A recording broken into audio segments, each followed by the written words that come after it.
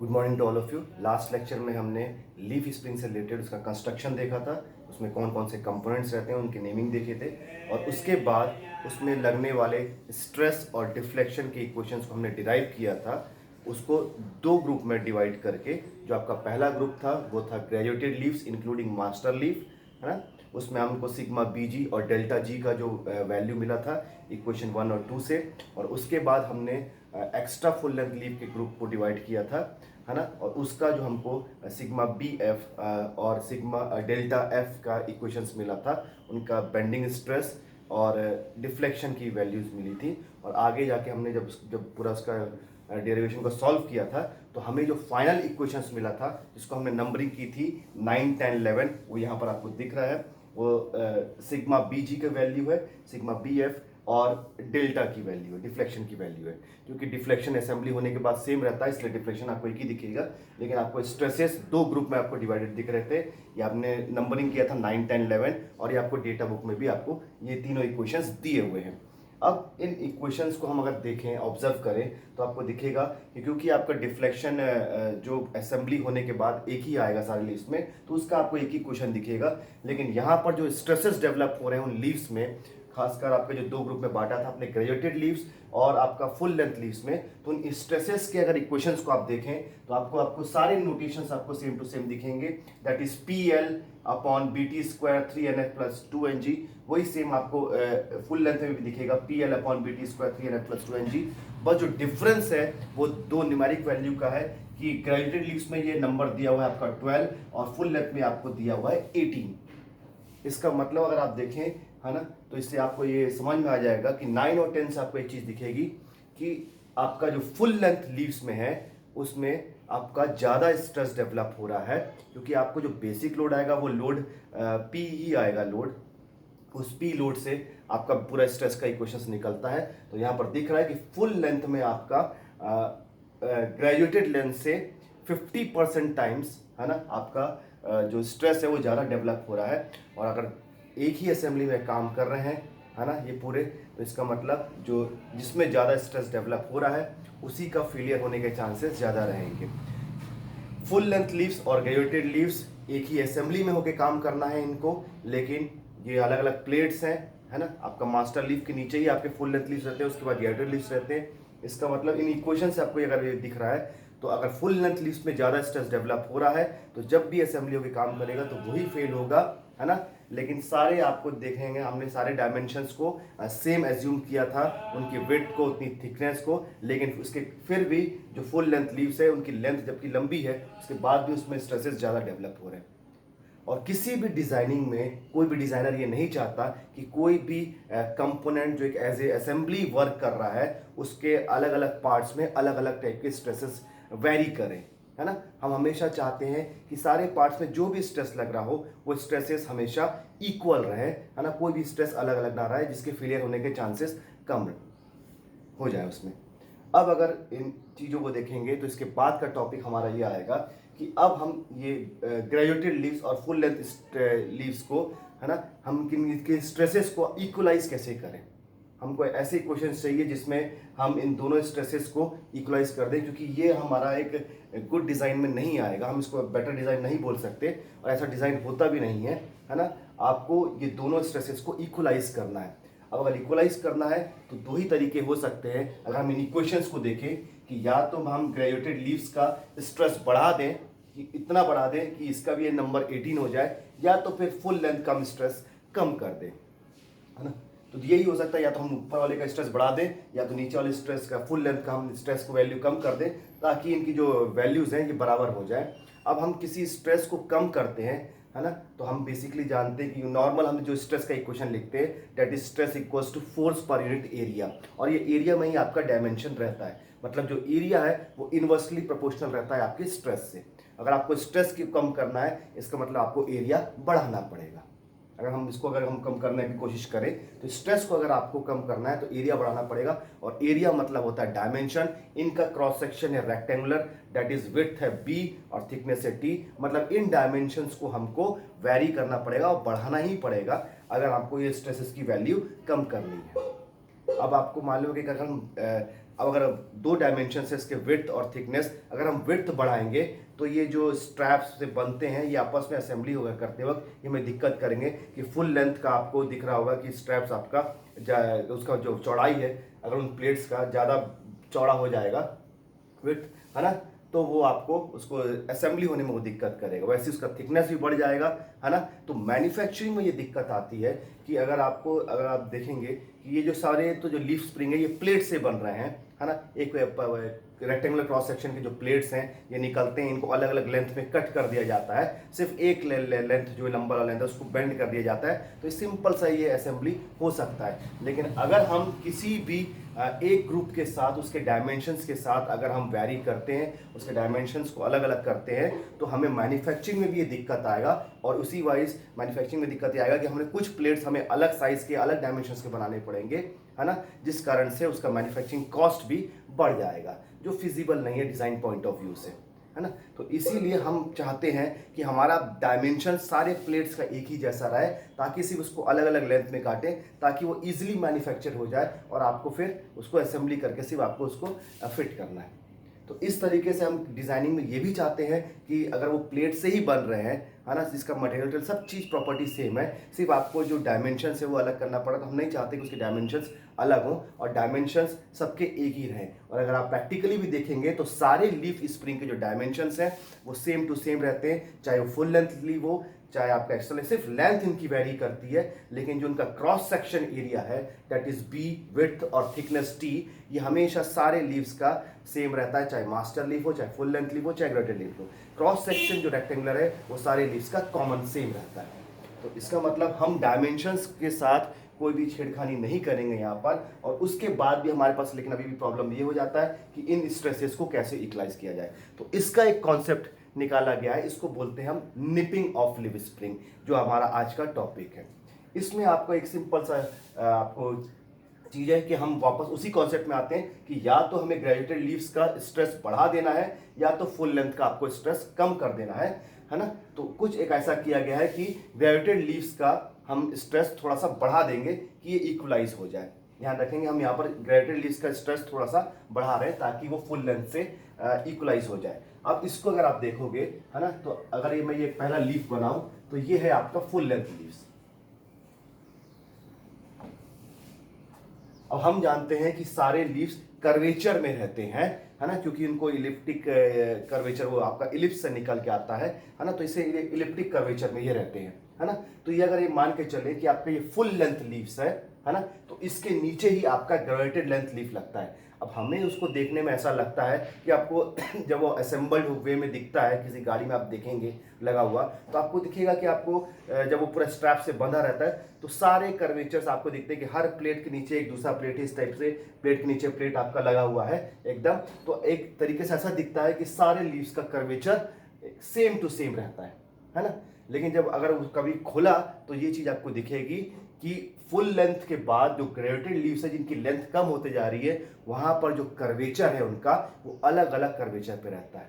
इसका मतलब वो इस कारण से रहता है क्योंकि हमें ग्रेजुएटेड लीव का स्ट्रेस बढ़ाना है, तो इसीलिए जो ग्रेजुएटेड लीव्स के जो कर्वेचर है उसको थोड़ा सा और बेंड कर देंगे हम अंदर की तरफ थोड़ा सा। अगर ये इसका सेम कर्वेचर ऐसा है तो उसको थोड़ा और अंदर की तरफ बेंड करके छोटा कर देंगे, और जब अगर मैं उसके नीचे इसको फिट करूं तो ये कुछ इस टाइप से आपको दिखाई देगा ऐसा।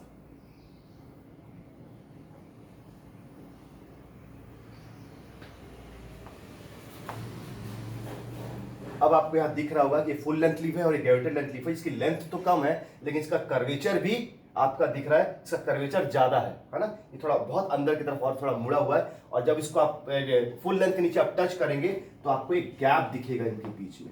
मतलब ये एग्जैक्ट अगर कर्वेचर सेम टू सेम होता तो इसमें कोई गैप नहीं रहता, ये सिंपल जाके उसको क्लोज कर देता। लेकिन अगर आपने इसको एक्स्ट्रा बेंड किया, थोड़ा अधिक बेंड किया हुआ है ना पहले से, है ना, तो इस कारण से आपको एक गैप दिखेगा। वैसे इसके नीचे भी कोई लीफ रहेगा, है ना, जो इससे कम लेंथ का रहेगा, है ना, वो भी और बेंड रहेगा इस तरीके से। इसमें भी आपको एक गैप दिखेगा, और ऐसे ये प्रोसेस होते जाएगा। इसमें जितने भी आप इसके नीचे लीव्स लगेंगे वो सब कुछ ना कुछ तरीके से बेंड रहेंगे, मतलब वो सबका कर्वेचर आपको अलग अलग दिखेगा।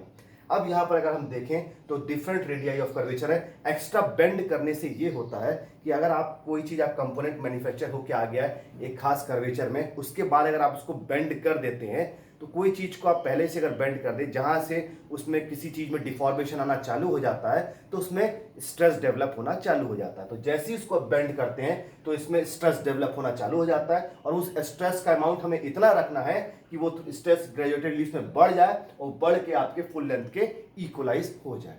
तो इस तरीके से एक्स्ट्रा बेंड करके, है ना, हम एक्स्ट्रा स्ट्रेस, इसको प्री स्ट्रेसिंग बोलते हैं इस चीज को, कि पहले से हम इन ग्रेजुएटेड लीव्स में स्ट्रेस डाल देते हैं और वो स्ट्रेस का अमाउंट उतना ही रहता है कि वो बढ़ने के बाद फुल लेंथ के बराबर हो जाए, ताकि सारे लीव्स में अब स्ट्रेसेस इक्वलाइज हो जाए। और इस पूरे प्रोसेस को हम बोलते हैं निपिंग प्रोसेस। और ये जो गैप आपको मिलता है इसको आप बोलते हैं निप। ये NIP, ये इसको गैप को हम निप बोलते हैं, जिसको डिनोट करते हैं कैपिटल C से। और C इसलिए क्योंकि ये कर्वेचर के कारण है, इसलिए इसको C से डिनोट करते हैं, कर्वेचर से। लेकिन ये ध्यान रखना पड़ेगा कि एक बहुत ही कैलकुलेटेड अमाउंट है C का, है ना, एकदम एग्जैक्ट, बहुत ही कैलकुलेटेड अमाउंट है, जिसको आज हम डिराइव करेंगे इसका वैल्यू कितना आना चाहिए C का, है ना। ये बहुत ही कैलकुलेटेड अमाउंट है और ये हर लीव्स के बीच में ये C एकदम कांस्टेंट रहेगा। ऐसा नहीं है कि यहाँ पर गैप कम हो जाएगा या इसके नीचे वाले लीफ में कम हो जाएगा। जितने भी लीव्स इसके नीचे लगेंगे सब में वो अमाउंट कैलकुलेटेड एग्जैक्ट C का वैल्यू ही रहेगा। मतलब अब दो लीव्स के बीच में ये C आपको दिख रहा है यहाँ पर, ये हर लीव्स में ये कॉमन रहेगा। तो यहाँ पर अगर हम इसको समराइज करें तो निपिंग एक ऐसा प्रोसेस है जिसमें हम जो लीव्स को अलग अलग रेडियाई ऑफ कर्वेचर में बेंड करते हैं, है ना, बिफोर द असेंबली, असेंबली के पहले, ताकि दो लीव्स के बीच में गैप आ जाए। और बेंड करने के कारण जो उसमें स्ट्रेस डेवलप हो जाता है उसको हम बोलते हैं प्री स्ट्रेसिंग। और प्री स्ट्रेसिंग के कारण हम ये इसलिए कर रहे हैं कि पहले से स्ट्रेस दे रहे हैं ताकि ये स्ट्रेस का अमाउंट थोड़ा सा बढ़ जाए और आपका फुल लेंथ के बराबर वो सारे स्ट्रेस हो जाए और सारे लीव्स में आपका इक्वलाइज हो जाए सारा स्ट्रेस। और इस पूरे प्रोसेस को हम निपिंग बोलते हैं और इस गैप को हम बोलते हैं निप, जिसको डिनोट करते हैं हम कैपिटल C से। ये आपके नोट्स में दिया हुआ है ना, पेज नंबर आपके 58 में दिखा हुआ है ना, यही पूरी चीज आपको दिख जाएगी यहाँ पर। तो ये एक तरीका है, प्रैक्टिकल तरीका है, जिससे हम सारे लीव्स में, सारे प्लेट्स में हम स्ट्रेस को इक्वलाइज करते हैं, है ना, ये, और अलग अलग रेडियाई ऑफ कर्वेचर में बेंड करके। ध्यान रखा होगा, इसका रेडियाई ऑफ कर्वेचर कम है, इसका रेडियस बड़ा आएगा, इसका रेडियाई कर्वेचर और कम है, इसका और कम है। जैसे जैसे लीव्स बढ़ते आएंगे उनके रेडियाई ऑफ कर्वेचर भी, है ना, आपके और रेडियस जो है वो कम होते जाएंगे, मतलब कर्वेचर आपका बढ़ते जाएगा। और ये कर्वेचर से निकल रहा है इसलिए हम इसको C से डिनोट कर रहे हैं।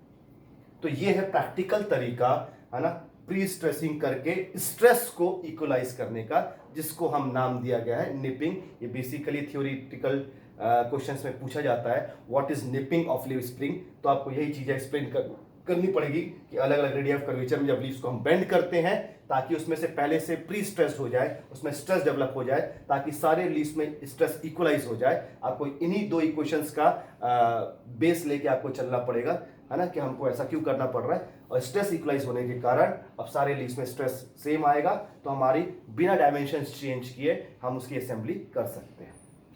अब इनका हमको अमाउंट निकालना है कि ये एग्जैक्टली ये C की वैल्यू क्या होगी, इसी को हम निकालना है। क्योंकि मैंने बताया था ये बहुत ही कैलकुलेटेड अमाउंट रहता है। अब हमको निकालना है कि इस निप का अमाउंट कितना रहेगा या इसका इक्वेशन कितना रहेगा।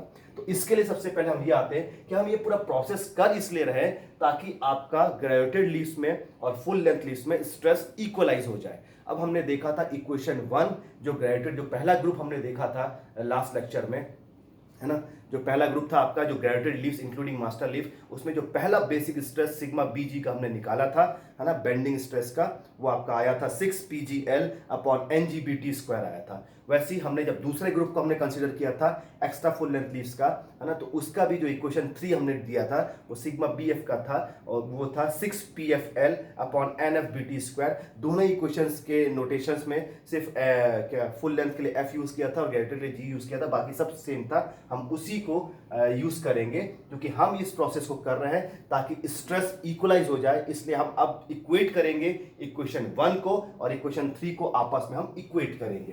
तो अगर हम 1 और 3 को इक्वेट करेंगे, ये इक्वेशंस आपको प्रीवियस लेक्चर में दिख जाएगा, हम उसी को इक्वेट कर रहे हैं, मतलब sigma BG equals to sigma BF। और ये आया था आपका 6 PGL upon NGBT square equals to 6 PFL upon NFBT square. अगर इसको आप सॉल्व करेंगे तो आपको दिख जाएगा 6L upon BT square cancel हो जाएगा। मतलब अगर हम इसको लिखें तो ये आएगा PG अपॉन PF, मैं PF इधर ले आ रहा हूं, इक्वल्स टू आ जाएगा आपका NG अपॉन NF। तो ये दिख जाएगा आपको इक्वेशन 11 के बाद हम इसको कंटिन्यू करते हैं तो ये आ जाएगा आपका equation 12, that is PG upon PF equals to NG upon NF। मतलब जो लोड ग्रेजुएटेड में लीव्स में लग रहा था और जो लोड फुल लेंथ में लग रहा था उनके बीच में भी एक नया रिलेशन निकलेगा in terms of their respective number of leaves, that is NG upon NF। लेकिन हम फिर से जानते हैं कि दोनों लोड के बीच में एक और रिलेशन होता है, that is PG plus PF equals to P। ये था इक्वेशन, फिर से हम लिख देंगे 13। मतलब दोनों लोड तो आपका P से ही करेक्ट होके चल रहा है। अब अगर हम इन दोनों चीजों को सॉल्व करेंगे आपस में, है ना, तो आपको इनके बीच में एक रिलेशन मिलेगा क्योंकि आपके पास दो अननोन है, इनकी फिर से वैल्यू चाहिए हमको P के टर्म्स में। तो PG और PF को अभी आपस को 12 और 13 को आपको सॉल्व करना है तो इक्वेशन निकल के आएगा जो दिख रहा होगा आपको नोट्स में। पहला PG दिख रहा है आपको NGP अपॉन N और एक PF का इक्वेशन है वो है NFP अपॉन N। तो ये आपको मिलेगा इक्वेशन 14 और ये आपको मिलेगा इक्वेशन 15। तो ये 14 15 आपको दो इक्वेशन दिख रहे हैं। यहां पर ये n वर्ड इसलिए आया क्योंकि जब इसको सॉल्व करेंगे दोनों को 12 13 को तो यहां पर NG प्लस NF आया होगा और NG प्लस NF होता है टोटल नंबर ऑफ लीव्स, इसलिए मैंने उसको रिप्लेस कर दिया है n से। तो ये आपको इस टर्म्स में मिल जाएगा, PG और PF की वैल्यू P के टर्म्स में आपको मिल जाएगी क्योंकि बेसिकली हमको न्यूमेरिकल्स में ये P पता रहता है, NG पता रहता है और NF पता रहता है और NG प्लस NF करेंगे तो हमें N भी मिल जाएगा। तो इस तरीके से ये सारे टर्म्स हमको पता रहते हैं तो इसलिए हम इसको उसी टर्म्स में हमने डिराइव किया है। अब हम बात करते हैं कि हमको C की वैल्यू चाहिए तो हमको अब डिफ्लेक्शन देखना पड़ेगा, इन लीव्स में डिफ्लेक्शन क्या था। तो हमने देखा था कि इक्वेशन अब हम जाएंगे, जो पहला ग्रुप का था ग्रेविटेड लीव्स का डिफ्लेक्शन का इक्वेशन था वो डेल्टा G का था, है ना। और ये है आपका सबसे ऊपर फुल लेंथ लीव्स और इसके नीचे ग्रेविटेड लीव्स को आपको एक्स्ट्रा बेंड करना है। तो ये ग्रेविटेड लीव्स का जो डिफ्लेक्शन है मैं इसको लिख रहा हूं यहाँ पर डेल्टा G और ये फुल लेंथ का जो है इक्वेशन इसको मैं लिख रहा हूं डेल्टा F, है ना। स्टार्टिंग में हमने इक्वेशन 2 और इक्वेशन ये 4 ये इक्वेशन 2 था डेल्टा G का और इक्वेशन 4 था डेल्टा F का, जो आपको दिख रहा होगा वहां पर दोनों में डिफरेंस था, उसके न्यूमेरिक वैल्यू में और नोटेशंस में भी डिफरेंस था, है ना। तो इस तरीके से ये ऊपर वाला है फुल लेंथ लीव्स और ये नीचे वाला है ग्रेविटेड लीव्स, ये दोनों के डिफ्लेक्शन है। अगर डिफ्लेक्शन आप देखेंगे तो डिफ्लेक्शन वही आपका लीनियर डिस्टेंस होता है। तो उन्हीं डिफ्लेक्शन के टर्म्स में अगर आपको ये तीनों को रिलेट करना पड़े तो आप यहां पर ऑब्जर्वेशन से देखेंगे कि आपने ग्रेविटेड लीव्स को एक्स्ट्रा बेंड किया है ना, तो इसका मतलब उसका जो डिफ्लेक्शन भी है वो बढ़ जाएगा, ग्रेविटेड लीव्स का बढ़ जाएगा और उतना ही बढ़ेगा जितना आपने उसमें ये गैप दिया हुआ है, ठीक है ना। तो एक्स्ट्रा बेंड करने के कारण, है ना, आपने एक्स्ट्रा बेंड कर दिया है तो इसमें डिफ्लेक्शन भी ग्रेविटेड लीव्स में ज्यादा रहेगा। ध्यान रखेंगे ग्रेविटेड लीव्स में डिफ्लेक्शन भी ज्यादा रहेगा और वो कितना ज्यादा रहेगा वो आपको एक दिख रहा है, ये C के बराबर रहेगा। मतलब अगर हम इन तीनों को रिलेट करें तो आपको एक चीज मिलेगी, दैट इज डेल्टा G का आपका डिफ्लेक्शन ज्यादा है, मतलब delta G equals to delta F plus C आपको मिलेगा। C टाइम्स ही ज्यादा रहेगा डेल्टा F से, क्योंकि आपने बेंड डेल्टा G को किया, डेल्टा F वैसी का वैसी कर्वेचर के साथ है तो उसका डिफ्लेक्शन डेल्टा F ही रहेगा, लेकिन डेल्टा G का C के अमाउंट से बढ़ जाएगा। और इसी को आप रीअरेंज करेंगे C के टर्म्स में तो ये आपको मिलेगा delta G minus delta F। अब इनके अगर इंडिविजुअल इक्वेशंस रखेंगे, जो इक्वेशन था आपका 2 और इक्वेशन 4 ये दोनों था, है ना, तो C की वैल्यू आपको आएगी, डेल्टा G का था 6PGL क्यूब ENGBT क्यूब, है ना, माइनस ये 4 था 4PFL cube upon ENFBT cube. अब इक्वेशन 14 और 15 आपका PG और PF का है। ये आपको PG और PF की वैल्यू अगर आप यहां डालेंगे, इसको सिंप्लीफाई करेंगे, इसमें बहुत सारी चीजें कैंसिल हो जाएंगी तो एक फाइनल आपको C का छोटा सा इक्वेशन मिलेगा, है ना, जो कि आ रहा है twice PL cube upon ENBT cube.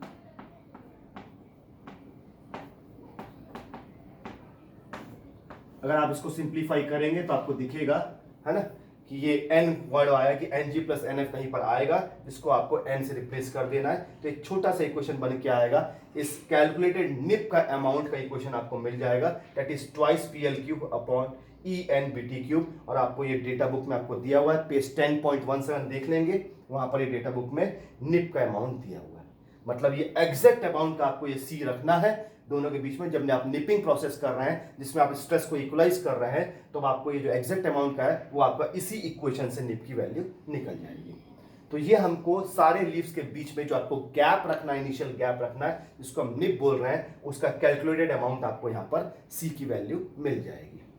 अब हम बात करते हैं कि जब हम इतना ये गैप रख रहे हैं तो हमको ये पता चल गया कि कितने बेंड करना है, किस तरीके से बेंड करना है। लेकिन जब ये आपका व्हीकल में लीफ स्प्रिंग फिट होगा तो ये इस फॉर्म में नहीं फिट होगा। इसको पहले आपको बाहर में असेंबली करनी पड़ेगी, इसको आपस में सारे प्लेट्स को जोड़ना पड़ेगा, इनको में स्ट्रैप्स लगाने पड़ेंगे, और जब पूरा असेंबली बन जाएगा उसके बाद ले आके आपको इसको उस मशीन के या आपके व्हीकल के फ्रेम में जाके आपको फिट करना रहेगा। तो उससे पहले आपको ये सारे प्लेट्स को आपस में कनेक्ट करना पड़ेगा। ये 8 या 10 प्लेट हो सकते हैं जो अलग अलग आपको ऐसा दिख रहा है। जब आप इसको ऐसे टच करेंगे, है ना, तो इसमें गैप दिखेगा, मतलब अब आपको इसको टाइट करना है ना, और टाइट करके इसको सबसे पहले आपको अच्छे से कसना है ताकि ये सारे प्लेट्स आपस में चिपक जाए। क्योंकि जब आप देखते हैं ये व्हीकल में लगा रहता है तो ये सारे प्लेट्स आपको दिखते हैं कि इसमें इनके बीच में कोई गैप नहीं दिखता है ना, ये पूरे अच्छे से बंधे रहते हैं और आपस में सारे एडजेसेंट जो प्लेट्स हैं आपस में बिल्कुल टच रहते हैं और इसमें कोई भी गैप नहीं दिखता है। इसका मतलब असेंबली के दौरान आपको फिट करने से पहले आपको इनको अच्छे से टाइट करना है और इस सारे गैप को क्लोज करना है ना। अब आपको दिख रहा है कि बेंडिंग के कारण इनमें अगर ये गैप आ गया है, जिसको हम सी बोल रहे हैं, इसका हम अमाउंट भी निकाल चुके हैं कितना रहेगा। तो जब आप इसको टाइट करेंगे तो आपको एक फोर्स लगेगा, है ना, उस फोर्स लगा के ही आपको उसको टाइट करना है ताकि ये आपका जो गैप है ये क्लोज हो जाए, ये गैप आपका खत्म हो जाए, है ना। अब हम निकालेंगे जो नेक्स्ट में हम कि वो आपको कितना फोर्स आपको लगाना पड़ेगा।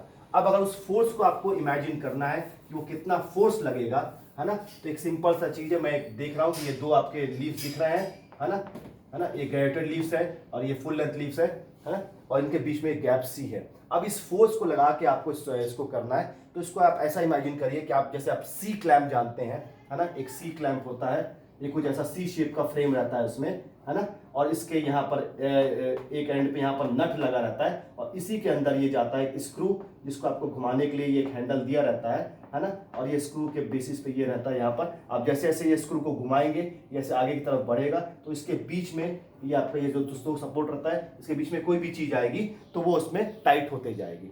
तो आप इसको ऐसा मान के चलिए कि अगर मैं ये दो प्लेट्स के बीच में ये सी क्लैंप लगा देता हूं ऐसा करके, है ना, और जब इसको मैं यहां से ऐसे ये स्क्रू को घुमाऊंगा तो मुझे एक फोर्स महसूस होगा और धीरे धीरे ये सी का जो ये आपको दिख रहा होगा ये गैप ऐसे कम होते जाएगा, है ना, ये इसको दबाते जाएगा, फोर्स बढ़ते जाएगा, तो ये पूरा आपका लीव्स आपका इस गैप को खत्म करके ये पूरा कंबाइन हो जाएगा, है ना। तो उसी तरीके से इसमें यू बोल्ट्स लगा के इसको किया जाता है। एक्चुअली मैं आपको एग्जांपल सी क्लैंप का दे रहा हूं, है ना, ताकि अभी हम देख सके कि उस फोर्स की वैल्यू कितनी आएगी, है ना। बेसिकली जो प्रैक्टिकली होता है उसमें आपको डायरेक्ट इसमें यू बोल्ट्स लगते हैं, है ना, और उसमें यू बोल्ट्स के साथ उसमें नट को कसा जाता है और नट को जैसे जैसे आप टाइट करते जाते हैं तो ये गैप को वो रिकवर कर देता है, गैप पूरा क्लोज हो जाता है। हम अगर सी क्लैंप के बेसिस पे लें, अब मान लेते हैं इस लोड को हम बोल रहे हैं पीआई, क्योंकि ये इनिशियल लोड है, आप ये पहले से एक लोड दे रहे हैं। अभी आपका लोड एक्चुअल लोड लगेगा तब जब वो पूरा असेंबली फिट हो जाएगा आपके व्हीकल में। अभी वो लोड नहीं लगा है तो इसलिए हम इसको इनिशियल लोड बोल रहे हैं पीआई।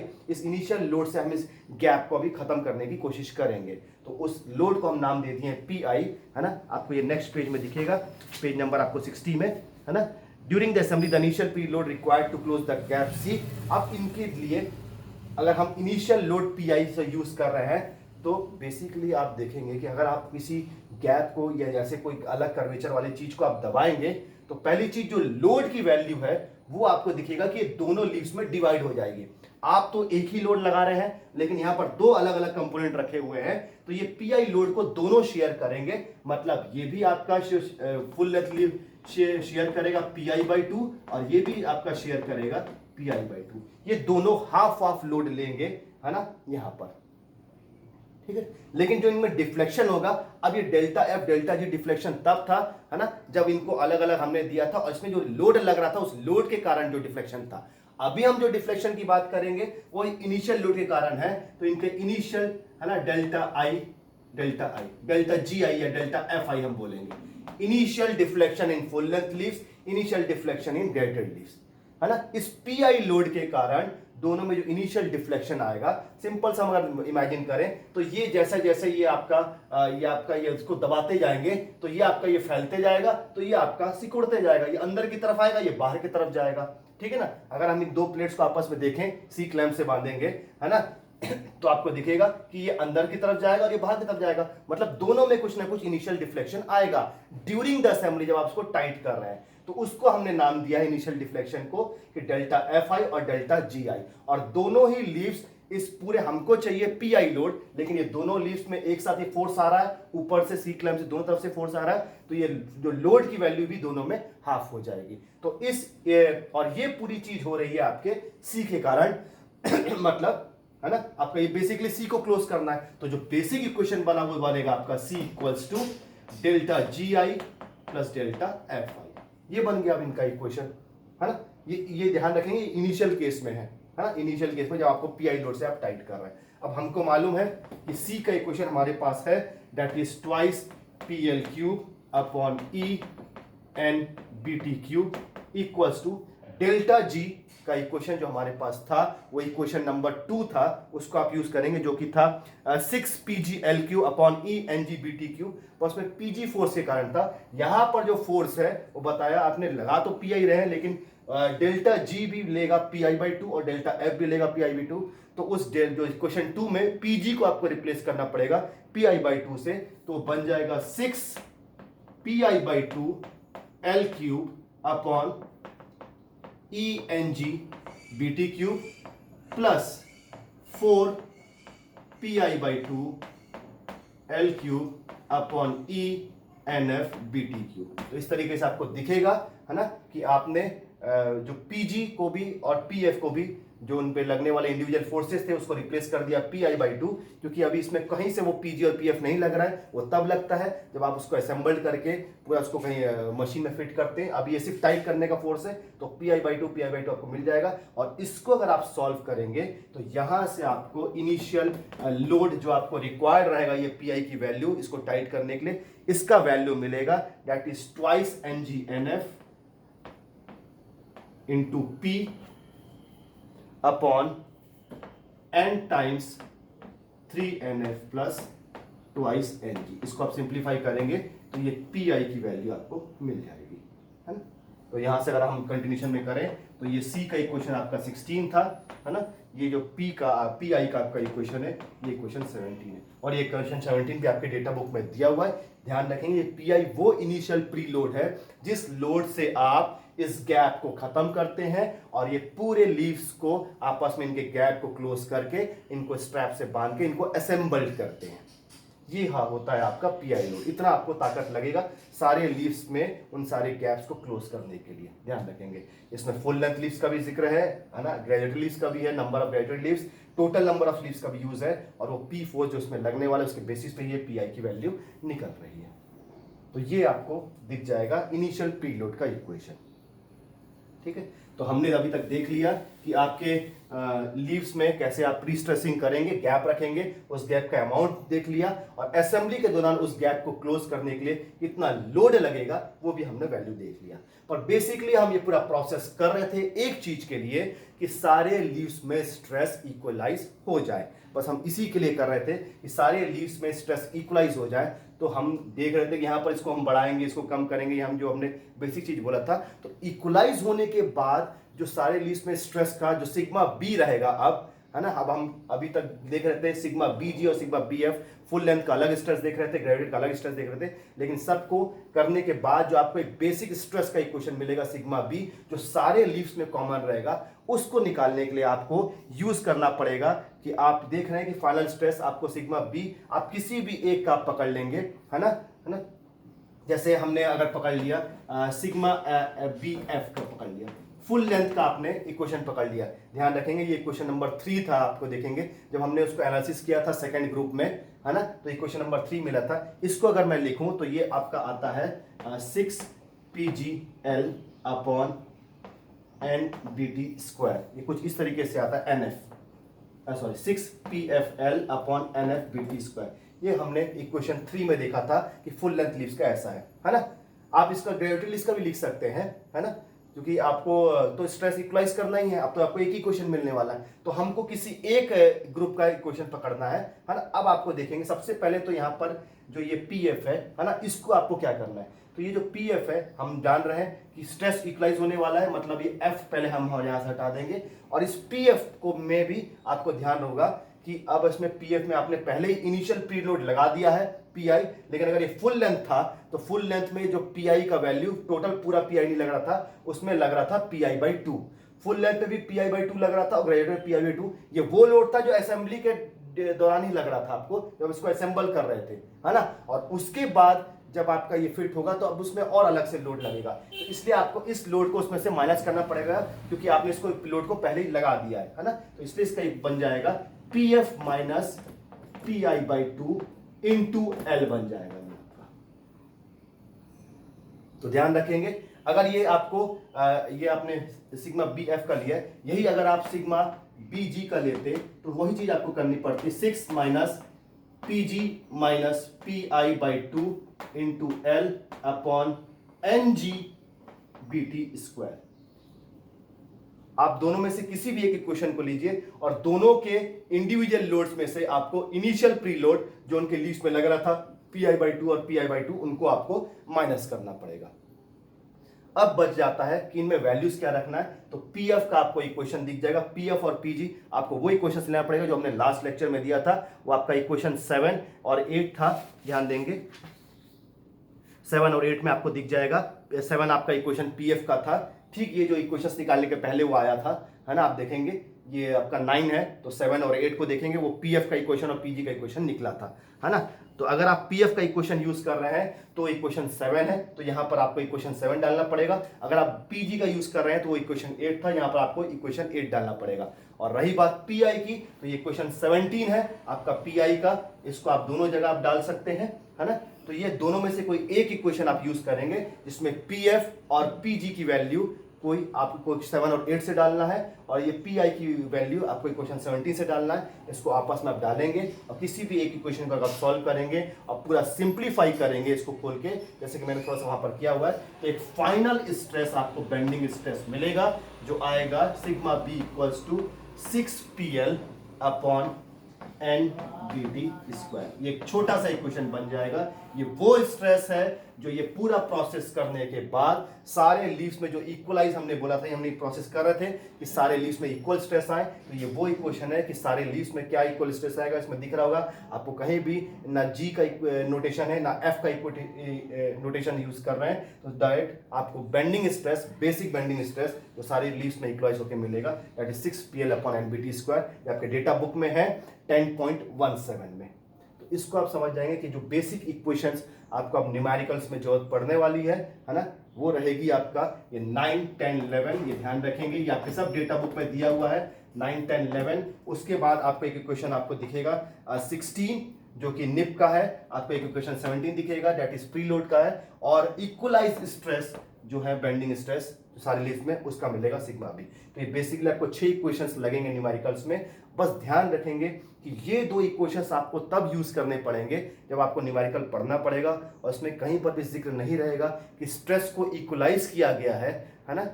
तो अगर स्ट्रेस को इक्वलाइज नहीं करते तब ये दोनों इक्वेशंस आते हैं, लेकिन बेसिकली हम जानते हैं कि प्रैक्टिकली भी स्ट्रेस को इक्वलाइज किया ही जाता है जब भी आप लीफ स्प्रिंग डिजाइन करते हैं।